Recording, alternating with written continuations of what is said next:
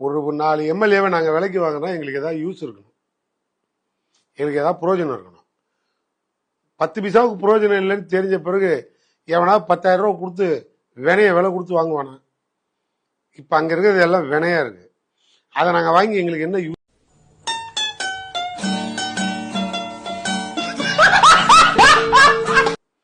இப்ப ஒரு 10 எம்எல்ஏ வந்துட்டா நாங்க ஆட்சிக்கு வந்துருவோமா? எங்களுக்கு ஏதாவது பிரயோஜனம் உண்டா? இல்ல என்ன நடக்க போகுது? ஒண்ணும் கிடையாது. நாங்க 10 எம்எல்ஏ எடுத்தா அவன் இன்னொரு 10 எம்எல்ஏ ரிசைன் பண்ணிட்டு டெய்லி போயிட்டு இருக்கான். வேற ஒண்ணும் இல்லை. எப்படி பார்த்தாலும் சிங்கிள் சோல் மெஜாரிட்டி இவர் தான் வண்டி ஓட்டுவாரு. ஏற்கனவே தான் காஞ்ச மாடு கம்பளை பெஞ்ச மாதிரி எல்லா அரசியல் கட்சிக்காரனும் பின்னாலே ஓடிட்டு இருக்கானே, பொட்டி கட்டிட்டு அவன் ஓடிட்டு இருக்கான். ஏற்கனவே லீஸ் பார்ட்டியே இங்க இருந்த லீஸை முடிச்சுக்கிட்டு லீஸுக்கு லீஸா போயிட்டு இருக்கு. இடையில நாங்க ஏன் அதை வாங்க போறோம்? இப்ப இது உங்களுக்கு கிண்டலு கேலிமா தானே இருக்கு. அவனுங்க மேல ஒரு குற்றச்சாட்டு, தாவேக்கா ஒரு பெரிய தூய சக்தின்னு ஆட்சிக்கு வந்துட்டு திமுக காரன் எல்லாம் தீய சக்தி, இவெல்லாம் திருடன், திமுக பின்னால் இருக்க அத்தனை பேருமே திருடன், இவங்க கொள்ளடிச்சிட்டாங்க, நாட்டை ஊழல் பண்ணிட்டாங்க, இவங்களுக்கு முற்றுப்புள்ளி வைங்கன்னு பிரச்சாரம் பண்ணவர் விஜய். கடைசியில மைனாரிட்டியா போயிட்டாரு. அவரு மைனாரிட்டின்னு சொல்லல, கவர்மெண்ட் மைனாரிட்டியா போயிடுச்சு. உடனே படார்னு எல்லாரு வீட்டுக்கும் போய் ஆசீர்வாதம் வாங்கிட்டு, எவன் திருடன் இருந்தாலும் பரவாயில்ல, உங்க தெம்புலையான ஆட்சியில இருக்கேன், அத்தனை திருடன்ல ஒரு 10 திருடன் அனுப்புங்கன்னு சொல்லி அவர் பாணியில தான் கேட்டாரு. எல்லாரும் போயிட்டாங்க.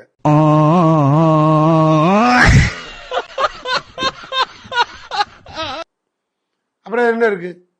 போனாங்க, ஆட்சி அமைச்சாங்க, உட்காந்துட்டாங்க, வண்டி ஓடிக்கிட்டு இருக்கு. என்ன நடக்குதுன்னே தெரியல. அதை எதிர்த்து உள்ள இருக்கவனும் போராடுறான், வெளில இருக்க நாங்களும் போராடுறோம். எல்லாருமே ஒட்டுமொத்தமா கத்திட்டு கிடக்குறோம். நாடு நாசமா போறதுக்கான அடிப்படை வந்துருச்சு. என்ன பண்றதுன்னு எங்களுக்கும் தெரியல, ஆள்ற அவனுக்கும் புரியல, எதிர்கட்சியா இருக்க எங்களுக்கு என்ன இலவுன்னு புரியல. இந்த கண்டிஷன்ல அவன் மேல உள்ள குற்றச்சாட்டு, ஏடிஎம்கேல இருந்து 4 எம்எல்ஏவை ரிசைன் பண்ணி கூட்டு போயிட்டாரு. ரிசைன் பண்றவன் எல்லாம் எங்க போறான்? எங்ககிட்டே வரான். முன்னால அள்ளி விட்டாங்க. திமுக அதிமுக கூட்டணி போடுகிறது கிளப்பி விட்டதவங்க தானே. இப்ப நாங்க கூட்டணி போடுற மாதிரி இருந்துன்னா அதிமுக இருந்து வர்றவங்களாம் திமுக தானே வரணும். அவன் ஏன் ஒண்ணு திமுக வரணும்? இல்லைன்னா திமுக விட்டுட்டு வெளில போனா ரிசைன் பண்ணிட்டு போகணும். வர்றவன்லாம் நேரம் ரிசைன் பண்ணிட்டு அங்க போய் ஜாயின் பண்றான். இப்ப இதுல இருந்து என்ன நடக்குது? அந்த ஆளு குதிரை பேரத்துல ஈடுபட்டு மொத்தமா போயிட்டாருன்னு எங்க எதிர்கட்சி தலைவர் உதயநிதி சட்டசபையிலே பதிவு பண்றாரு. சகோதரி பிரேமலதா சட்டசபையிலே பதிவு பண்றாங்க. என்னன்னு? குதிரை பேரம் நடக்கிறது, முற்றுப்புள்ளி வை, இல்ல பதில் சொல்லுன்றாங்க. நீ ஏன் பாய் சாமத்துல சோபா ஊத்திக்கிட்டு ஒவ்வொருத்தவங்க கூட போற?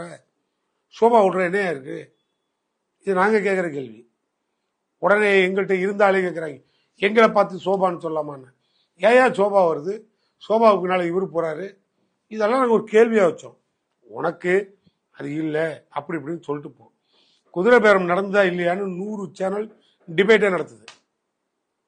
அதுக்கு பின்னால இப்ப அவங்க கட்டி விடுற கதை இது.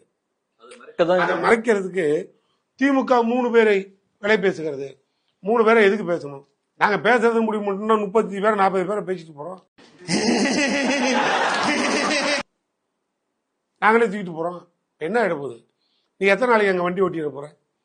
போன்ற எல்லாம் என்ன புத்தர், காந்தி, சித்தர், ஏசுநாதர் இப்படி வந்திருக்கானுங்க. எல்லாமே எனக்கு தெரிஞ்சு நான் ஓப்பனா சொல்லணும்னா பாதி பேர் பிளாக் டிக்கெட் வித்தவன் மந்திரி, பாதி பேர் பிளாக்மெயில் பண்ணி சீட்டு வாங்கி மந்திரி. இவ்வளவுதான். எங்க கூட்டணியில இருந்து போனவங்க எல்லாம் பிளாக்மெயில் பண்ணி தானே போனது. நாங்க இந்த கோரிக்கை தானே வைக்க முடியும். தமிழ்நாடு ஃபுல்லா கோச்சம் போடுறோம். ஒருத்தன் கூட கேட்கலையே. போதை மந்திரி ஒருத்தன் போதையை மாத்திரையை பயன்படுத்துறான்னு சொல்லிட்டு நாங்க தமிழ்நாடு ஃபுல்லா கோச்சம் போடுறோம். ஒருத்தனும் கேட்கல. யார் இப்ப கேட்கிற இடத்துல இருக்கா சொல்லுங்க. அப்படின்னா என்ன ஆச்சுன்னா, கூட்டணி ஆட்சின்னு வந்தா அவன் தெம்புல நீ ஆட்சியில் இருந்தீங்கன்னா அவனுக்கு நீ அடிமையா இருக்க. உனக்கு அவன் அடிமை இல்லை, அவங்களுக்கு நீ அடிமையா இருக்க. அததான் முத்தரசன் இந்திய தேசிய கம்யூனிஸ்ட் கட்சி தலைவர் முன்னால சொன்னாரு. நான் இக்கரைக்கு அக்கறை பச்சைன்னு சொல்லி ஒரு 15 ஆடு ஓடி இருக்கு, பார்த்துட்டு திரும்பி வந்துடும். அதனால இதெல்லாம் ஆடு அப்படிதான் போயிருக்குன்னாரு. அப்படின்னா இதுல இருந்து முடிவு பண்ணிக்கங்க. அப்படிங்க குதிரை பேரத்தை மறைக்க நம்மள கூப்பிட்டு இப்படி சும்மா பேச்சுவார்த்தை நடத்துறாங்க.